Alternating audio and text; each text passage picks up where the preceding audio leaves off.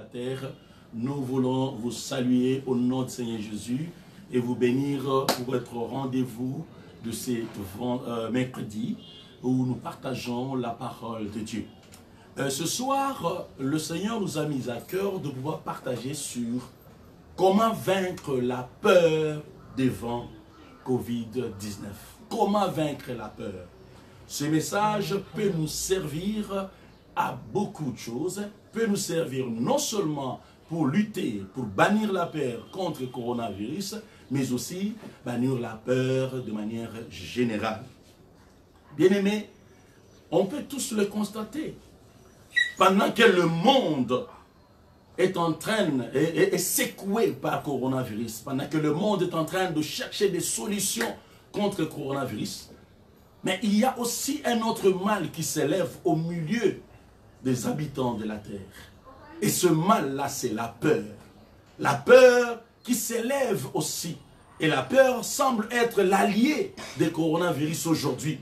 La peur est venue appuyer le coronavirus et même l'accompagner, frayer son chemin, afin que le coronavirus s'installe dans certains endroits de la terre et même dans certaines vies. Donc, nous devons non seulement lutter contre le coronavirus, mais on doit aussi lutter contre son vecteur, la peur. La peur, c'est un élément qui facilite parfois la contamination, qui facilite parfois l'installation de la maladie coronavirus. C'est pourquoi, non seulement nous devons parler de coronavirus, mais il est important également qu'on s'élève contre ces vecteurs, la peur, la terreur, la crainte, que j'aime bien parler en termes de peur. La peur, c'est une mauvaise chose, une très mauvaise chose. Le Seigneur Jésus, ou Dieu Tout-Puissant, ne nous a pas, nous, encouragés, en tant qu'enfants de Dieu, de pouvoir développer la peur. C'est pourquoi il est dit dans Ésaïe 41, verset 10. Le Seigneur dit ceci, dans Ésaïe 41, verset 10. Ésaïe 41, verset 10, nous lisons au nom de Jésus. « Ne crains rien, car je suis avec toi. Ne promène pas des regards inquiets, car je suis ton Dieu. Je te fortifie, je viens à ton secours, je te soutiens de ma droite triomphante. » Seigneur, sur cette parole, nous prions au Dieu pour te la recommander. Nous voulons te demander, Seigneur, de t'élever, Seigneur, et de parler à ton peuple. Que toi seul tu apparaisses et que nous disparaissons, Seigneur. C'est-à-dire que toi seul, ô Dieu, tu parles, ô Éternel. Édifie ton peuple, soutiens ton peuple. Interviens, Seigneur, dans la vie de ton peuple. Délivre ton peuple de la peur ce soir. Au nom du Seigneur Jésus, nous avons ainsi prié. Amen. Voilà, nous venons donc de lire ces versets où le Seigneur nous interdit carrément. Il dit, ne crains rien. Nous ne devons pas craindre. La peur n'est pas une bonne chose.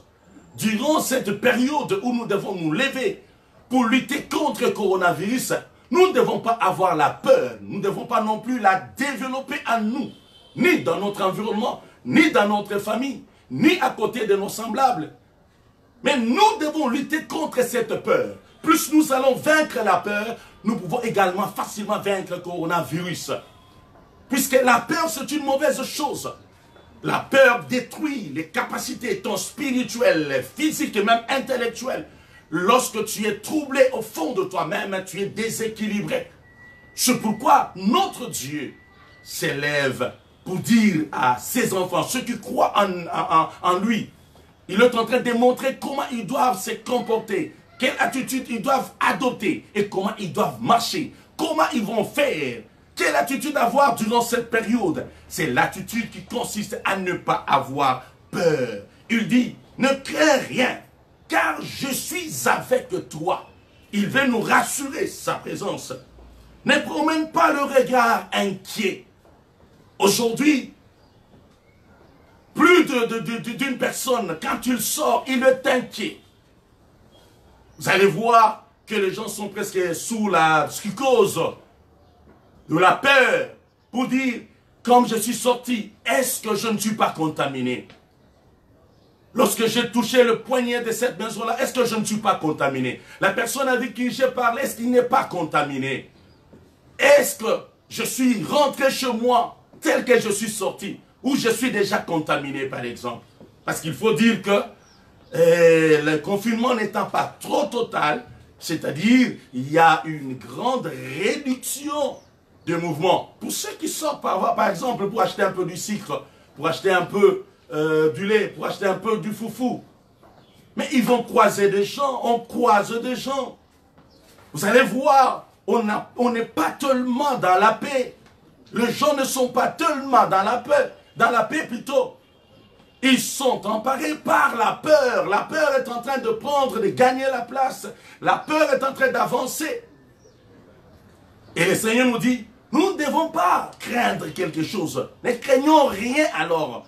Pour le Seigneur, c'est comme s'il dit, il n'y a rien, c'est pourquoi il dit, ne crains rien. Le Seigneur est en train d'éliminer, de supprimer dans notre esprit. Il ne veut pas que nous puissions chaque fois nous rappeler à tout moment qu'il y a ceci, qu'il y a cela. C'est comme s'il nous demandait de considérer comme s'il n'y a pas de danger. Il dit, ne crains rien. Pendant qu'il y a un danger, c'est vrai. Pour les humains, pour les hommes, il y a un danger. Il y a la contamination. Et ici, je rappelle, je saisis l'opportunité pour dire à tout le peuple de Dieu, à tous les enfants de Dieu, les habitants de la terre qui me suivent, que nous devons observer les mesures barrières qui ont été énoncées. Nous devons le pratiquer. Moi-même, je le pratique. Mais dans la pensée de Dieu, il ne veut pas vraiment que nous puissions adorer, élever la peur, cette maladie. Il dit, ne crains rien. Pourquoi il nous dit de ne pas craindre? Parce que il veut nous rassurer sa protection. Il veut nous rassurer sa sécurité. Il dit, ne crains pas, ne promène pas le regard inquiet.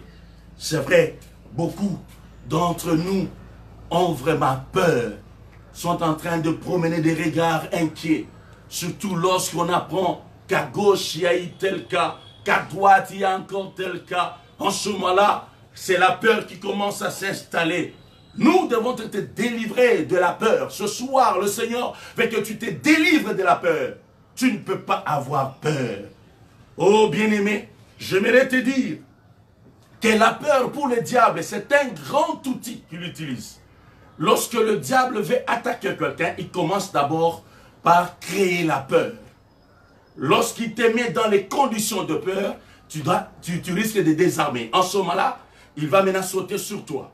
Et j'aimerais te dire que la peur, c'est un grand outil. La peur, c'est un grand outil que le diable utilise lorsqu'il veut attaquer quelqu'un, lorsqu'il veut attaquer le monde, même les enfants de Dieu. Il utilise très souvent la technique de la peur. Oh bien-aimé, j'aimerais te dire une chose. Une chose. La peur provient de quelque chose. La peur provient très souvent de deux choses. Retenez déjà parce qu'on va développer, on le verra tout au cours de notre prédication. La peur est alimentée. La peur a pour source la mauvaise perception de la situation, la mauvaise conception, la mauvaise perception des choses. Lorsque tu as une mauvaise perception de la chose, tu risques d'avoir peur. Ça, c'est la première des choses. La deuxième, la peur provient de l'information qu'on reçoit. Donc, il y a deux choses que le diable utilise lorsqu'il veut créer la peur. Il va te présenter la chose, l'apparence. Mais aussi, il va faire accompagner cela de certaines informations. Et cela se joue dans la pensée. Tu verras quand tu te retrouves, par exemple, devant le serpent, il y a des choses qui se passent dans ton esprit, dans tes pensées. Donc, il te donne certaines informations qui vont créer la peur. Tu sais, comme tu le vois là, le serpent, tu dois faire attention parce qu'une fois qu'il tombe sur toi, il peut te tuer. Et tu sais que le venin ne fait que prendre quelques minutes. Tu vois, quand tu as toutes ces choses, tu seras déjà dans ton mental un peu paralysé. Donc, retiens, le diable s'appuie sur la mauvaise perception des choses et sur l'information que tu pourras recevoir. surtout la mauvaise information ou l'information mal interprétée. Nous allons voir ce principe avec l'exploration de Canaan. L'exploration de Canaan par les enfants d'Israël. Comme vous le savez, Dieu avait promis aux enfants d'Israël de leur donner Canaan. Mais Canaan était occupé. Au temps convenable, il fallait que la promesse de Dieu s'accomplisse. Comme Dieu est toujours fidèle et Dieu est toujours derrière sa parole. Bien-aimés, nous voyons au temps convenable, Moïse va rassembler sur l'instruction de Dieu. Dieu seul lui parle, lui dit Moïse, voilà, j'ai promis aux enfants de Dieu de leur donner Canaan, c'est maintenant. Il lui a dit comment il devait faire. Il devait appeler les leaders, les grands hommes de chaque tribu d'Israël, les 12. Donc il devait rassembler 12 personnes qui devaient envoyer en expédition vers Canaan pour explorer Canaan, qui a été promis, n'est-ce pas, aux enfants d'Israël. Et de ces 12-là, il y a 2 personnes. Vous allez remarquer 2 personnes qui ne vont pas réfléchir de la même manière. Nous sommes dans les principes qu'on a énoncés, que le diable utilise, la perception, n'est-ce pas, mais aussi l'information. Suivez au travers ces passages comment les gens ont réagi et comment le diable a utilisé cette technique pour essayer de paralyser une partie des enfants d'Israël. Ils sont allés à 12. Mais sur 12, il y a 10 personnes qui ont été prises par la peur, et tandis qu'il y a 2 qui ont résisté, qui ont lutté contre la peur et qui ont vaincu leur peur. J'aimerais ce soir que vous et moi soyons parmi ces gens qui vont vaincre la peur, même en ce moment où on parle de Covid-19. Nous devons être sûrs au-dessus de la peur. Nous devons marcher sur la peur. Nous devons briser la peur. On ne doit pas se laisser emporter par la peur. On ne doit pas se laisser emporter par la panique. Oh bien-aimés, écoutons cela. Lorsque nous lisons dans Nombre 13, 1 à 33, nous verrons cette histoire. Mais je vais me résumer très rapidement. Pour pouvoir accomplir donc le plan de Dieu, nous avons dit que Moïse a envoyé les 12. Les 12 sont allés. Ils devaient faire donc une mission de 40 jours. Et après 40 jours, ils devaient rentrer pour donner les rapports à Moïse, à Aaron et à toute l'assemblée. Et ils sont allés. La mission qui leur a été confiée par Moïse, c'était quoi? Écoutez, bien-aimés. Il dit ceci. Vous verrez le pays. Et lorsqu'on verra le pays, Moïse a demandé un travail qui devait être fait. Et précisément, c'est quoi? C'était de voir ce qu'a été le pays. Ça c'est 1. 2. Le peuple qui l'habite, s'ils sont forts ou s'ils sont faibles. S'il est un petit, il est en petit nombre ou en grand nombre. Si le pays était bon ou mauvais. Si ces villes étaient ouvertes ou fortifiées, c'est-à-dire les mécanismes de protection dans les temps en Israël. Parce que là, on construisait parfois la ville, on construit, on monte un mur qui était un mur de protection de sécurité. C'est pourquoi on devait savoir si c'était ouvert, la ville était ouverte ou les villes étaient ouvertes ou fortifiées, c'est-à-dire couvertes. On devait également analyser si le terrain était gras ou maigre. Si vous suivez très bien, nous sommes dans un jeu de bon et mauvais, grand et petit. C'est-à-dire, Moïse les a soumis à un exercice des rapports de force. Suivez-moi attentivement. La peur s'installe là où la personne veut insister, il veut s'attarder sur les rapports de force. Même au moment où nous parlons, lorsque tu t'attardes trop sur les rapports de force entre le coronavirus et l'homme, bien-aimé, tu vas progressivement installer la peur. Ne tarde pas là-dessus. Je te conseille déjà par rapport à la parole de Dieu. Tarde beaucoup plus sur la grandeur de Dieu, sur la puissance de Dieu, sur la force de Dieu, sur les promesses de Dieu, que de s'attarder sur la force du coronavirus. Là, ils étaient soumis déjà à cet exercice des rapports de force. Il continue en disant, il fallait qu'ils vérifient s'il y avait des arbres ou s'il n'y en avait point. Et s'il y en avait, il fallait apporter quelques fruits. Un exemple, pour qu'on analyse quelle sorte de fruits poussaient à Cana. Et à la fin, il dit, ayez courage. Ayez courage. Parce qu'il savait que ce n'était pas facile.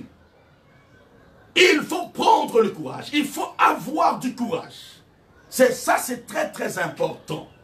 Vous voyez? Donc, il leur soumet donc à cet exercice, l'exercice qui consistait à faire le rapport des forces. Or, j'aimerais te dire une chose.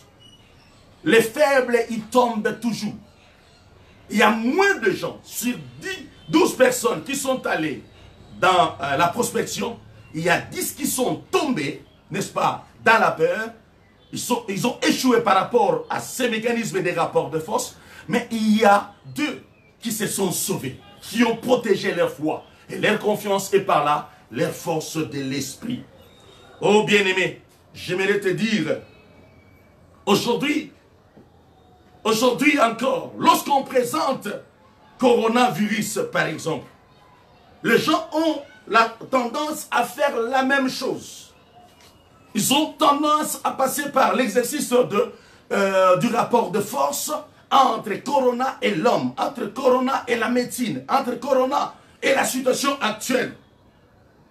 Lorsqu'on parle de Corona, lorsqu'on nous exhorte, n'est-ce pas, à respecter les mesures barrières, et très souvent on fait passer, n'est-ce pas, les images. Quand on présente les symboles, n'est-ce pas, les symboles des coronavirus avec ces couronnes tout autour, déjà, certaines personnes ont déjà peur en effet qu'en voyant cela. Et plus l'information qui l'accompagne parfois, quand on regarde certaines émissions, quand on lit certains documents, on peut comprendre que c'est des choses peuvent paralyser. Lorsqu'on voit ces symboles-là avec ces couronnes, on s'imagine comment est le virus. Ah, c'est comme ça une fois qu'est installé dans le poumon. C'est comme ça que cela est en train de ronger le poumon. Ouais, quand on commence à se faire ces idées-là, on risque de tomber malade avant même d'être malade. On risque d'être contaminé même là où il n'y avait pas de virus. Oh bien-aimé, lorsqu'on considère par exemple l'extension de cette maladie, de cette pandémie, on dit que ça a commencé en Chine et c'est arrivé en Europe, aux États-Unis, partout. Aujourd'hui, dans certains pays d'Afrique, lorsqu'on considère son extension, on peut avoir peur, bien-aimé. Lorsque on considère sa force de contamination, on se dit, mais oh, si une personne peut contaminer 2, 3, 4 personnes à la fois, et à quelle vitesse? Lorsqu'on considère sa vitesse de contamination, lorsqu'on considère l'inexistence, n'est-ce pas, de médicaments appropriés, lorsqu'on considère encore les études sur les vaccins, lorsqu'on considère l'incertitude de ces médicaments, lorsqu'on pense qu'il y a sur le marché médical un manquement, oh bien-aimé, parfois c'est la peur qui s'installe. Or le Seigneur dit, ne tourne pas les regards inquiets. Il t'interdit. N'aie pas peur. Ne crains rien. Il y a quelqu'un qui te rassure. Tu ne peux pas avoir peur. Ne te laisse pas porter par la peur, par la crainte. Non. Que la peur ne s'empare pas de ton cœur ni de ton esprit. Mais conserve ta foi. Conserve ton esprit. L'état mental. Tu dois bien le conserver. Pour bien lutter, tu dois être en bonne position mentale, bonne position physique, morale, pour lutter contre le Covid-19. Oh bien-aimé, la peur peut venir de plusieurs manières. La peur peut se manifester de plusieurs manières. Il n'y a pas seulement la peur du corona, même si aujourd'hui on parle de coronavirus, mais il y a la peur. La peur, par exemple, pour certains, s'ils n'ont pas peur de coronavirus, peut-être qu'ils sont bien protégés, mais ils peuvent avoir la peur, par exemple, de l'inconnu, la peur du vide, la peur de problèmes, la peur des échecs, la peur de rater sa vie ou son avenir, la peur de perdre son emploi, la peur alors de mourir, la peur de rester pauvre ou de devenir pauvre, la peur alors d'être par exemple confondu dans sa vie, la peur de ne pas plaire aux autres, la peur plutôt de l'humiliation, la peur d'être contredit dans la vie, la peur des problèmes. Oh bien-aimé, la Bible dit, ne tourne pas les regards inquiets, ne crains rien. À celui qui a peur de l'inconnu, je lui dirai, dans l'inconnu, il y a quelqu'un qui est Jésus. Il s'appelle Je suis. Dans l'inconnu, il y a un Je suis. Et dans le vide, il y a un invisible être suprême et la paix. Là, pour celui qui a peur de problèmes, je lui dirai, Jésus-Christ est la solution. Il est le rocher de salut. Pour celui qui a peur de rater sa vie, je lui dirai, Jésus-Christ est tout pour nous. Il nous donne le succès dans toutes nos entreprises. Oui, compte sur lui. Pour celui qui a peur de perdre l'emploi, je lui dirai, le précieux trésor d'un homme, c'est l'activité. Et Dieu en a encore en réserve pour toi. Ne pas peur. Celui qui a peur de mourir, je lui dirai, ne pas peur, parce que Jésus-Christ est la résurrection et la vie. Ne pas peur de rester pauvre ou de devenir riche, parce que Jésus-Christ s'est fait pauvre pour que nous soyons enrichis. Ne pas peur. Le Seigneur te dit cela. Ne pas peur. Pour celui qui croit être confondu dans la vie, le Seigneur lui a dit, tu ne seras jamais confus. Oh, n'aie pas peur, bien-aimé. Pour celui qui avait peur de ne pas plaire aux autres, le Seigneur dit, il te donnera un langage, il te donnera, il fera de toi une couronne de salut, une couronne qui sera élevée. Il fera de toi, oh, une couronne de bénédiction. Pour celui qui craignait l'humiliation, je te dirais que notre Dieu, il est le Dieu d'élévation. L'élévation ne vient ni de l'Orient ni de l'Occident, mais l'élévation vient de l'Éternel. Ne crains pas, le Seigneur te dit. Pour celui qui avait peur d'être contredit, le Seigneur a dit, il mettra des paroles dans ta bouche pour que tu sois toujours vainqueur. Oh, n'aie pas peur, bien-aimé. N'aie pas peur des défis, n'aie pas peur de problèmes, des difficultés, car le Seigneur te dit, aucun malheur ne t'arrivera. Oh, bien-aimé, c'est pourquoi le Seigneur te dit, il nous interdit de ne pas avoir peur. Ne crains pas. Vous savez, la peur, comme je l'ai dit, c'est véritablement une arme du diable. Et j'aimerais te dire en passant, la peur, son activité principale, sa mission principale, c'est celui de détruire la foi, de chasser la foi dans ton cœur, la foi chrétienne de ton cœur, afin d'installer l'instabilité. C'est ça la mission de la peur. Et le diable le sait. Il sait que pour avoir l'homme, il faut créer la peur. Vous savez pourquoi? Parce qu'il connaît la psychologie de l'homme. La Bible dit, Dieu regarde au cœur, mais l'homme regarde à ce qui frappe les yeux.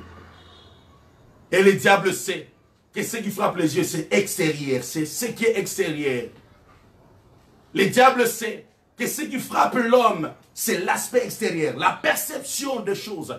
Ce qui frappe l'homme, c'est l'information, ce qu'il peut entendre, ce qu'il peut penser, c'est ce qui frappe l'homme. C'est pourquoi le diable utilise la peur pour briser l'homme. Passant par cet aspect psychologique, il dit, je vais les détruire. Oh bien-aimé, la peur a donc mission, cherche toujours à étouffer la foi, cherche à briser la confiance en Dieu, cherche à nous séparer de l'amour de Dieu. La peur cherche à nous dire que nous sommes abandonnés, que nous sommes faibles. La peur cherche à nous séparer de Dieu en créant un sentiment d'instabilité. Oh bien-aimé, le sentiment d'instabilité, c'est un sentiment qui ouvre à son tour d'autres portes.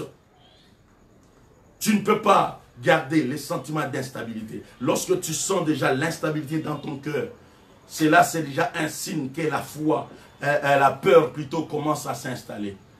Tu dois comprendre une chose.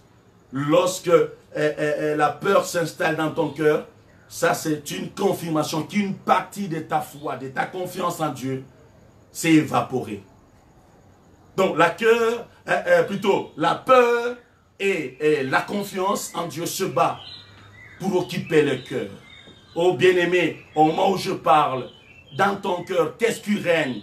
Qu'est-ce qui a pris place? Et c'est la confiance en Dieu ou c'est la peur, la crainte de cette maladie?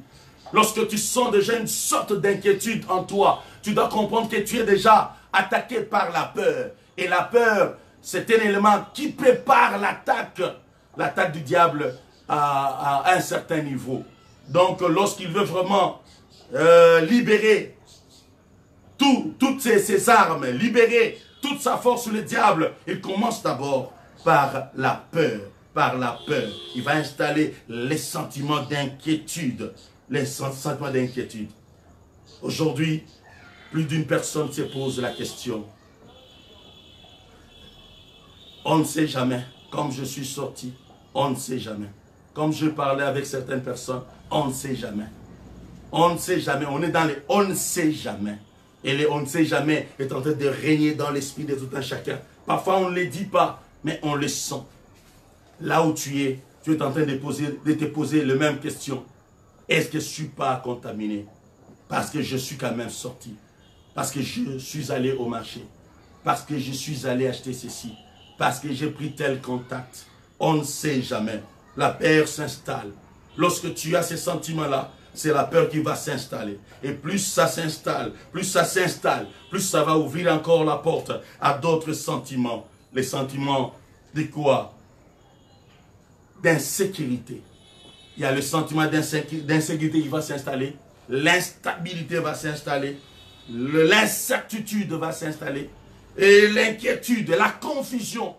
Tu ne sais pas à qui c'est voué. Lorsque tu as ces sentiments-là, tu dois déjà comprendre que tu es attaqué par la peur.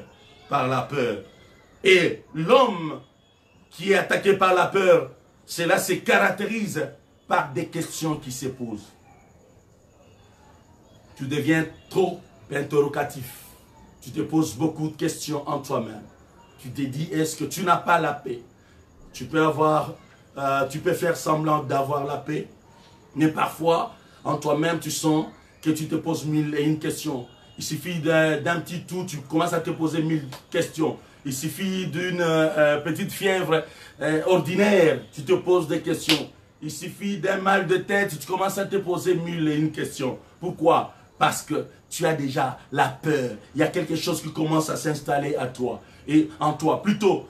Et quand tu commences à sentir ces choses-là, c'est-à-dire il y a une porte qui s'ouvre déjà. La porte s'ouvre pour que la maladie t'attaque facilement. Et dans cet état-là, il suffit de rien, tu pourras être contaminé. Lorsque tu te poses des questions, plusieurs questions, ne suis-je pas infecté? Quel et comment sera mon sort après si je suis infecté?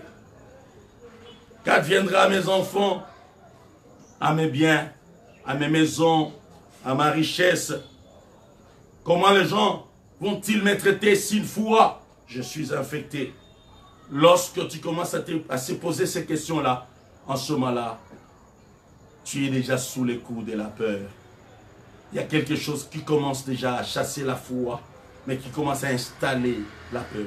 Et la peur trouve ses racines lorsqu'il trouve une mauvaise conception des choses, je rappelle. Lorsqu'il trouve une mauvaise information en toi, lorsque tu ne réfléchis pas tel que tu devais réfléchir, tel que Dieu veut que tu réfléchisses, il ne faut pas réfléchir avec l'information de ce monde. Lorsque tu veux lutter contre la peur, tu dois réfléchir avec l'information de Dieu. C'est vrai, il y a les informations sur le coronavirus. Je ne dis pas que c'est faux. Mais je voulais te dire, tu dois privilégier l'information de Dieu. Ne crains rien, je suis avec toi. C'est ça l'information de Dieu en cette situation. Oh bien-aimé, si nous voulons retourner à l'histoire des 12 envoyés de Moïse pour aller faire la prospection. Vous verrez au verset, toujours au nombre 13, versets 25 et 29. Ces gens sont allés, mais ils devaient faire le rapport à Moïse, à Aaron et à toute l'assemblée. Ils sont rentrés. Ils sont rentrés. Et ils donnaient leur rapport. Écoutez le terme de leur rapport. Ça traduit quelque chose, suivez-moi, par rapport à ce dont on a annoncé, que la peur prend ses racines sur la mauvaise perception de choses et sur la mauvaise information. Oh bien-aimé, tu as tout intérêt, nous avons tout intérêt à changer notre perception de choses en ces temps avec Covid-19. Changeons notre façon de voir. Voyons tel que Dieu voit les choses. Voyons les choses avec la parole de Dieu, avec la pensée de Dieu. Réfléchissons avec la pensée de Dieu. Ne réfléchissons pas trop avec le pensée, n'est-ce pas? Les multitudes d'informations qu'on peut avoir. Si je peux vous encourager, observez les mesures de protection, les mesures barrières. Mais ne vous embourbez pas avec d'autres informations qui peuvent briser votre foi, votre confiance en Dieu. Vous en avez besoin pour résister. Vous avez besoin pour lutter contre cette maladie. Vous avez besoin pour résister, pour affaiblir l'attaque des coronavirus. J'aimerais te dire, celui qui tombe sous le coup de la peur, il devient fragile. Écoutons d'abord leurs réponses, les rapports lorsqu'ils sont rentrés. Ils ont dit ceci. En vérité, là nous sommes dans Nombre 13, 25 à 30. Vous allez trouver cela. En vérité, c'est un pays où coule le lait et le miel. Là, je pense à notre pays, la RDC. Je n'ai pas dit que c'était la RDC, mais j'ai dit que je pense à mon pays, la RDC. Un pays où coule le lait et le miel, c'est vrai. Alors, ils ont trouvé que Cana, c'était le pays où coulait le lait et le miel. Ils ont trouvé un peuple puissant. Écoutez déjà. C'est vrai, un pays où coule le lait et le miel, mais ils ont trouvé à la fois aussi un peuple puissant, c'est-à-dire le peuple qui devait remplacer était puissant. Ces villes étaient fortifiées et très grandes. Ils ont vu également une race d'hommes, les enfants d'Anak. C'était la race des géants sur la terre. Ils ont reconnu qu'ils avaient une haute taille. Vous voyez, lorsqu'ils sont allés, la perception, lorsqu'ils sont allés observer Cana, lorsqu'ils regardaient Cana, ce sont des choses qu'ils voyaient. La peur vient de ce parfois qu'on voit. Parce qu'ils ont vu des gens géants, des hautes tailles, une ville fortifiée, bien construite, des grandes villes, des hommes puissants. D'entre les 12, il y avait 10 déjà qui avaient peur. Comment on peut gagner Cana? Comment on peut récupérer Cana? Oh, bien-aimés, parfois ce qu'on voit nous font peur. Et lorsqu'ils donnaient le rapport, il y avait quelqu'un d'entre eux. C'était Caleb, entre les deux, qui ont protégé leur foi. Il y avait Caleb. Caleb, on dit, au verset 30 du même passage, on dit, Caleb fit faire, taire plutôt le peuple. Il fit taire le peuple. Silence, gardez silence. Parce qu'il ne fallait pas qu'ils continuent à raconter des choses qui vont détruire la foi des enfants d'Israël. Il fallait dire quelque chose qui devait renforcer leur foi. Il fit taire le peuple qui murmurait contre Moïse. Il dit, montons, emparons-nous du pays. Nous y serons vainqueurs. Vous voyez, il confesse que nous y serons vainqueurs. Caleb a refusé de fixer son regard sur l'apparence de ces géants-là, qui étaient grands, puissants en taille. Il a refusé de considérer que c'était un peuple puissant. Il a refusé de considérer que ces villes étaient fortifiées, qu'il était impossible de pouvoir envahir Canaan. Mais il a confessé. Il s'est rappelé une chose, que c'est Dieu qui les a appelés. C'est Dieu qui a promis de leur donner Canaan. Et que c'est Dieu qui a parlé à Moïse. Appelle maintenant les 12 d'Israël et que tu les envoies. Parce que c'est maintenant ou jamais. Oh bien-aimé, voilà l'homme qui a refusé de réfléchir avec l'information qu'il avait. Il a vu, mais il a refusé de croire. Quand tu veux lutter contre la peur, bien-aimé, tu dois effacer les informations qu'on te donne. Tu le prends, tu dis, ok, c'est bon, j'ai écouté, je mets à côté. Mais moi, je vais plus réfléchir avec l'information divine, avec ce que Dieu a déjà dit, ce que Dieu a promis, la protection qu'il nous a promis, la sécurité qu'il nous a promis. Moi, je vais plus réfléchir avec l'information de Dieu, l'information divine, les versets de la Bible, les promesses de Dieu. Réfléchis, bien-aimé, pour protéger ton cœur, pour protéger ta foi, pour ne pas tomber sous le coup de la peur. Bien-aimé, tu dois beaucoup plus garder la parole, t'accrocher à la parole de Dieu, que de s'accrocher à tout ce qu'on raconte. C'est pourquoi il y a certaines personnes qui s'épargnent des informations. Surtout des gens qui sont élevés, s'épargnent parfois de certaines informations. Parce qu'il ne veut pas bousiller sa foi. Il ne veut pas être déstabilisé par certaines informations. Il y a des informations qui sont tellement puissantes pour déstabiliser. Bien-aimés, attention à ce que nous écoutons, à ce que nous entendons. Nous, enfants de Dieu, qu'on puisse se réfugier beaucoup plus dans la parole de Dieu. Pendant qu'on va donner une information sur le coronavirus, trouve quelque chose dans la parole de Dieu, dans la Bible, qui vient écraser ce dont on a dit. La chose qui allait t'apporter la peur dans ton cœur. Oh bien-aimé, je t'encourage. Comment reconnaître que tu as vraiment peur? Je l'ai dit, lorsque tu vas constater l'instabilité dans tes pensées, l'instabilité en toi-même, tu n'as plus la paix, tu as beaucoup plus d'interrogations, tu as les doutes sur toi-même, tu commences à redouter certaines choses, tu as l'inquiétude, le sentiment d'insécurité, d'inquiétude, tu as la confusion, tu te dis que comment devons-nous encore vivre, comment devons-nous nous comporter, parce qu'on ne sait jamais. Maintenant tu es dans le on ne sait jamais. Ces sentiments-là vont engendrer encore d'autres sentiments par le mécanisme des questions. Je te rappelle, la peur est nourrie par le mécanisme des questions. Les questions sur la perception des choses, les questions sur les informations, les questions sur les capacités. La peur va essayer de te prouver que tu n'es rien devant tel danger. Tu n'es rien devant tel danger.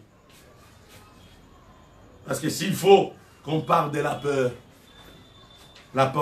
c'est ces sentiments d'insécurité. La peur, c'est ces sentiments d'inquiétude éprouvés à la présence ou à la pensée d'un danger. C'est-à-dire, soit il y a la présence de quelque chose, soit il y a une idée.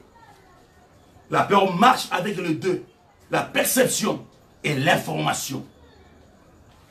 Si tu veux vaincre la peur, tu n'as qu'à vaincre la force de l'information. Tu n'as qu'à vaincre la perception des choses. Quand tu verras quelque chose, comme le Seigneur Jésus dit, il a refusé de dire que Lazare était mort. Parce que Jésus avait une autre perception. S'il a fini par le dire, c'est parce que les disciples ne comprenaient pas son langage. De lui-même, Jésus ne voulait pas dire que Lazare était mort. Il dit, Lazare dort. Vous voyez, là où les gens verront que Lazare est mort, toi tu ne dois pas voir la mort. Tu dois dire, il se repose. Lazare se repose. Il dort. Oh bien-aimé, voilà comment il faut voir les choses. Lorsque tu auras ce langage et cette attitude, tu comprendras, tu sauras comment combattre la peur dans ta vie. Tu dois bannir la peur. Tu dois sortir de la peur. Tu dois être délivré de la peur. Voilà maintenant comment tu vis. Tu es tout le temps comme ça. Tu n'as pas la paix. Parce que la peur s'est installée. Et plus cette peur s'installe, plus la foi tombe. Oh bien-aimé, je t'encourage donc de pouvoir t'élever. Ne laisse pas la foi, plutôt la peur se nourrir de tes mauvaises perceptions, des mauvaises informations qui tournent dans tes pensées. Est-ce que moi je vais y sortir vraiment jusqu'à ce que cette maladie passera? Est-ce que moi je serai toujours vivant? Pourquoi tu te poses ces questions-là? Ce sont des questions qui prouvent que tu n'as pas la foi, ou la foi commence à tomber et que tu as maintenant peur. Et plus tu vas te poser ces questions, plus tu vas encore développer d'autres sentiments. Le sentiment de solitude, le sentiment d'abandon, le sentiment de grand danger, où le diable te dira, c'est terrifiant cette situation, c'est dangereux. Il va te montrer l'ampleur de la situation. Il va te dire, c'est une solution difficile à résoudre. Là, c'est la pensée, c'est la peur. C'est ça, c'est ce que le diable te dira au travers de la peur. Au travers de la peur, le diable te souffle de pensée. Il te parle, il te décourage progressivement. Refuse d'écouter la voix du diable. Le Seigneur Jésus, une fois, Pierre lui dira, Seigneur, comme on veut t'attraper, qu'on veut te tuer, mais tu peux prendre fuite. Il dira, arrière de moi, Satan. Il faut savoir dire non aux pensées démoniaques, aux pensées de désespoir, aux pensées diaboliques. Il faut savoir dire non. Oh, bien-aimé, ne sois pas le passoire de toute mauvaise pensée. Et lorsqu'on a peur, la conséquence c'est quoi? La conséquence c'est qu'on perd la force de l'esprit. On est anéanti. Son système de défense immunitaire devient alors fragile. On est sans force, on est sans défense. On est facilement attaquable. Et par la maladie, par autre chose, même par les esprits. Lorsque tu as peur, oh bien-aimé, résiste à la peur. Lorsque tu as peur, la conséquence, tu es désarmé.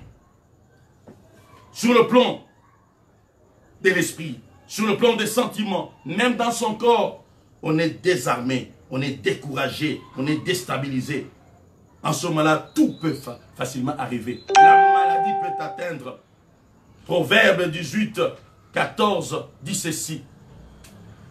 L'esprit de l'homme le soutient dans la maladie. On est en train de parler de l'esprit de l'homme qui soutient l'homme dans sa maladie. Donc lorsque tu n'as pas peur, tu es confiant dans le Seigneur, tu auras un esprit fort. Et l'esprit fort peut te soutenir, peut produire les anticorps contre le coronavirus. Lorsque tu as un esprit faible, parce que tu as peur, tu ouvres la voie. Et là, tu fragilises ton système de protection que Dieu a placé dans ton corps. Bien-aimé, lève-toi, comprends que tu ne dois pas avoir peur. Surtout, Dieu t'a dit, ne crains pas, c'est ça notre garantie. Ne crains rien, alors rien, il te dit rien. Car il est avec toi, il est avec moi, il est avec nous. Nous ne devons pas promener nos regards inquiets. Il refuse notre Dieu, il nous rassure. Je vais terminer par comment vaincre la peur. Comment vaincre la peur?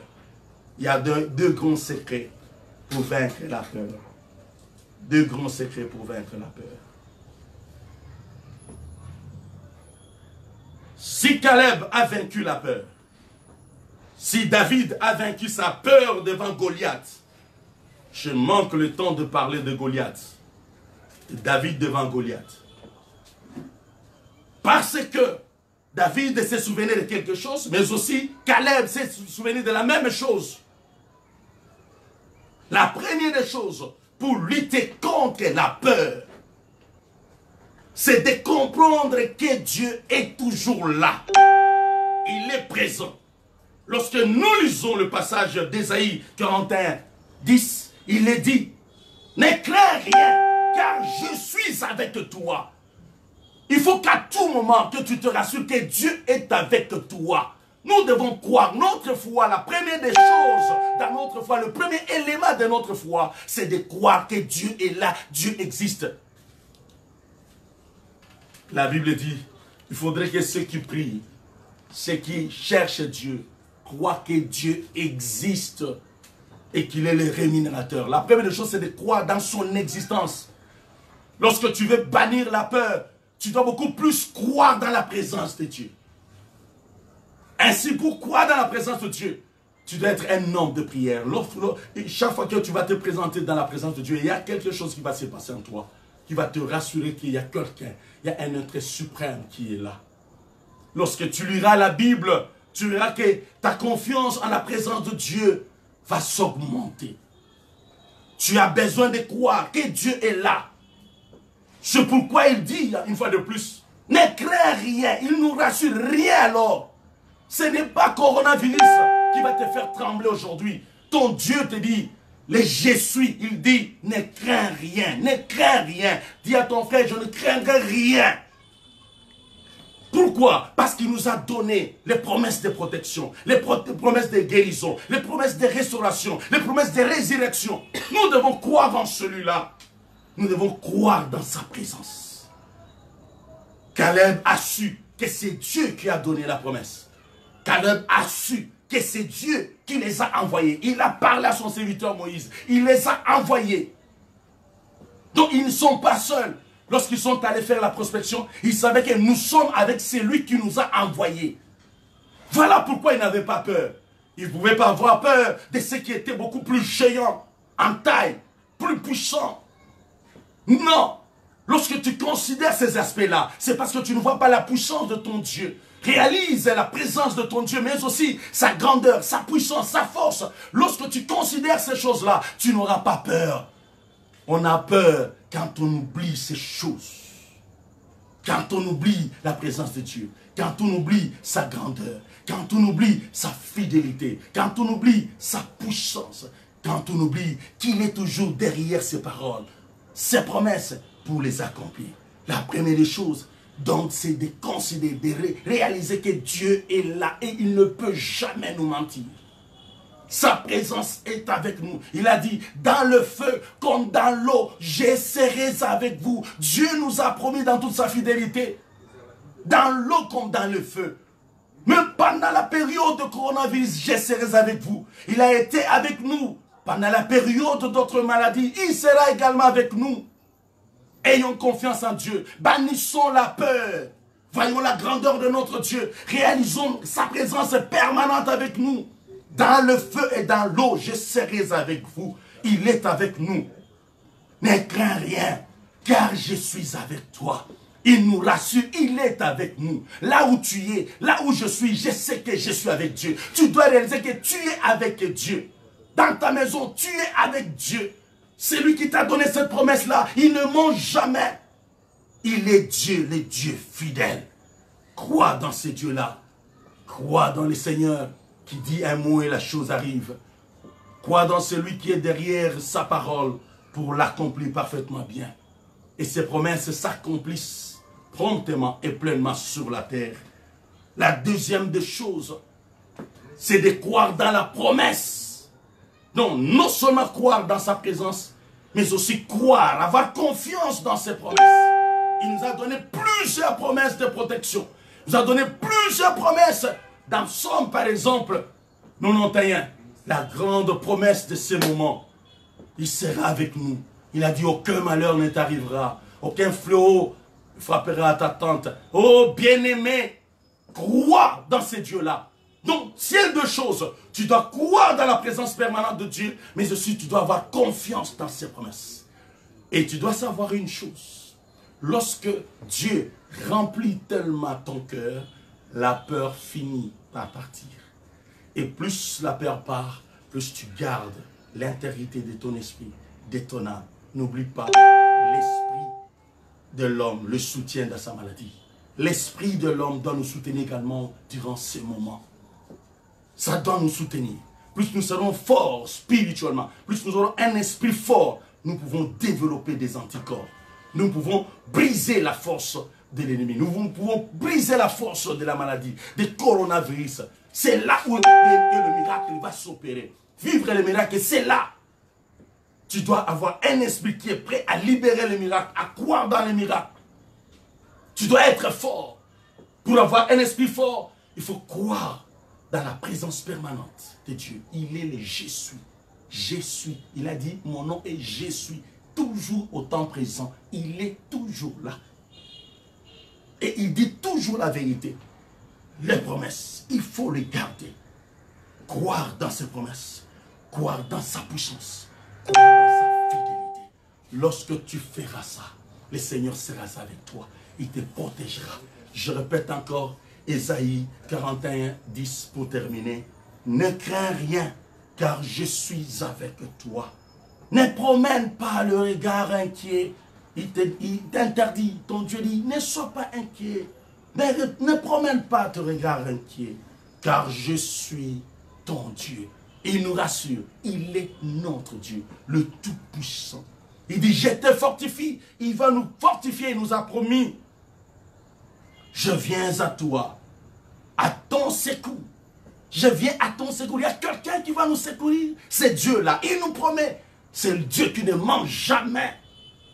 Je te soutiens de ma droite triomphante. Sa droite est là.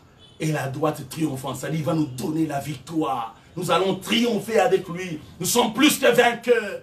Oh bien-aimé, bannis la peur à partir de ce soir. Parce que ton Dieu est vivant, ton Dieu est réel, ton Dieu est toujours présent. Ton Dieu te promet d'être avec toi, de te soutenir. Il est là. Il promet de te soutenir avec sa droite triomphante. Laisse que Dieu vous bénisse abondamment. Nous allons prier.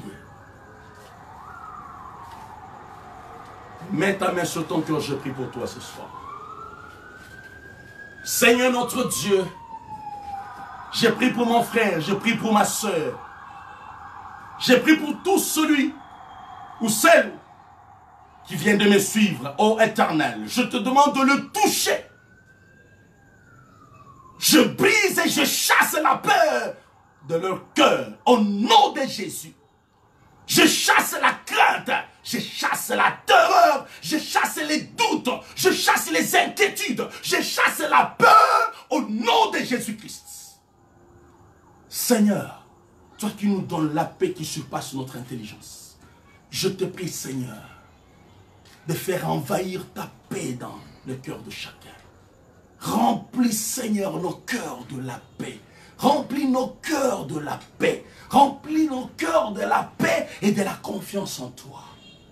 Tu l'as dit dans toute ta vérité. Que nous ne devons pas craindre. Parce que tu es là avec nous. Tu nous as interdit, Seigneur, de tourner des regards inquiets. Parce que tu ne nous abandonneras pas. Tu nous soutiendras par ta droite triomphante. Seigneur Jésus, lorsque ta paix envahisse nos familles, lorsque ta paix envahisse cette famille qui m'a suivi, lorsque ta paix envahisse le cœur de tout un chacun, au nom de Jésus-Christ, merci pour ta paix, car toi-même, toi, tu es la paix. Au nom de Jésus, j'ai ainsi prié. Amen. Adieu. On se retrouve à notre prochain rendez-vous, ça sera le dimanche à partir de 10h. Dimanche 10h, on se retrouve sur la même page Facebook. Et ici, nous rappelons que nous sommes également sur YouTube, sur Jean-Louis Lumena Ministry. Tu vas trouver toutes nos prédications, des prédications qui peuvent t'édifier et t'apporter quelque chose et qui peuvent même te rapprocher de ton Dieu, surtout libérer les surnaturels en toi. Et nous sommes également sur notre page Facebook, toujours avec Jean-Louis Lumena Ministry, là, et pour YouTube comme pour la page Facebook. Mais là, comme tu me suis là, tu es sur Chapelle de la vie surnaturelle, Église Mervie. Donc, Chapelle de la vie surnaturelle, Église Mervie, très Église Mervie. Là, tu peux nous suivre directement. Lorsque Dieu vous bénisse abondamment. Rendez-vous dimanche 10h.